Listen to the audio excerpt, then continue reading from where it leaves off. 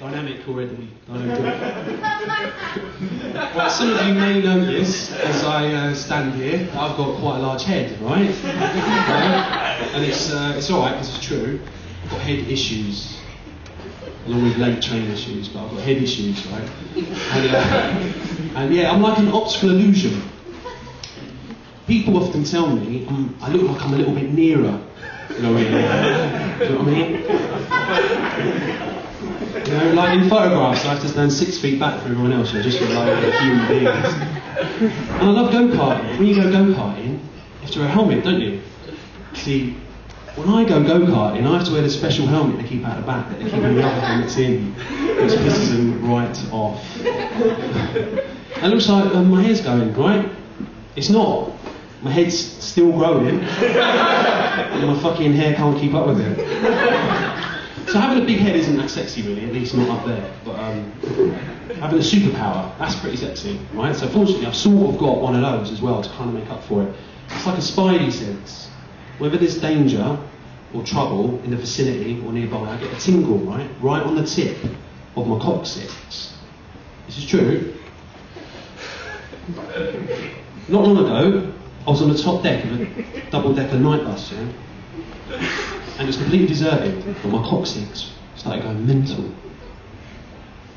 I looked around and I thought, there's no one here. Yeah, why is it going mental? So I crept and I looked downstairs, and that was deserted, except for this little old lady. Well, he was being duffed up by these 2 drunk blokes. So I crept down, there everybody exit, and I crept down and I hid behind a seat, yeah? I poked my head up, hoping they wouldn't see it. And this time, they had her in a headlock. One of them had her in a headlock, the other one was ruffling her hair up. Nice. Right, ruffling her hair up. I thought, fuck, so I pulled a bit closer seat to him, and poked my head up again. This time, the old biddy was on the floor, and they were punching her repeatedly in the face. Right? Denture shrapnel was flying absolutely everywhere, right? And I thought, this could be trouble, you know?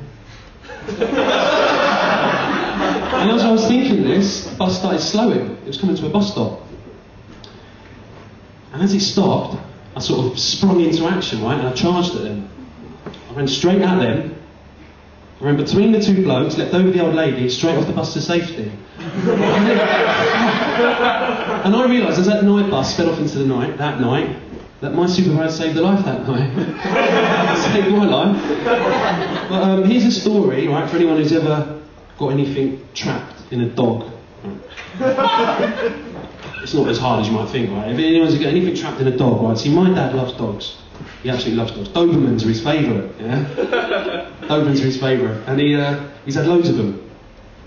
And once when I was younger, my mate Tim was around to visit. He's one of those sort of friends who's a bit of a moron, you know, somebody you kind of like, you just kind of tolerate rather than like actually really like. He had a little look about him, a sort of a Downsy look, if you know the expression. He hasn't got it. But he has that look. Anyway, he was round, one of these dogs came and stood between him and the TV, right, with its arse right in front of his face. And no matter how much he hollered at it and kind of dribbled a bit and sort of shouted at it and tried to, it wouldn't move, right? So he went to poke it. Now here's a little bit of canine sexual biology that you might not know. Right. When a male dog makes love to a female dog, the female dog uses special muscles in its vagina that holds the male dog's cock in place. Right, until he comes. Right? It's all about reproduction. So as Tim was leaning forward, like this, to hold the dog being a bit of an opportunist, looked over his shoulder and shot back onto his finger, right? And used those special muscles. Now, 5 minutes later, my mate Tim, he's groaning, he's quivering, and he's bleeding. The dog's kind of doing a kind of with like one eye over his shoulder. He was in fucking ecstasy. I was laughing, and my dad was standing in the doorway, right, with a really hard to read expression on his face. And so, without saying a word, he walked straight back out of the room, and he came back in with a biscuit. And he offered the biscuit to the dog. And the dog instantly dismounted the finger, took the biscuit and fucked off. He chose a biscuit over sex. It wasn't even a fucking chocolate hobnob or anything like that. But Tim wasn't. Tim didn't come round often after that. But this is my last one, right? This last one can often sort of polarise a room. That's why it's my last one. Like it did at this sort of dinner party I was at, right? They were there and they were talking about the Paralympics, which gave me a fucking minefield. Not literally. But they were there and they were saying about how good the coverage was this year, you know, TV and that. And I said, yeah, but you know, maybe it should be on a bit later, maybe. You know, when the kids are in bed, it could be a bit much for the younger ones. What? I said, well, I don't mind those guys.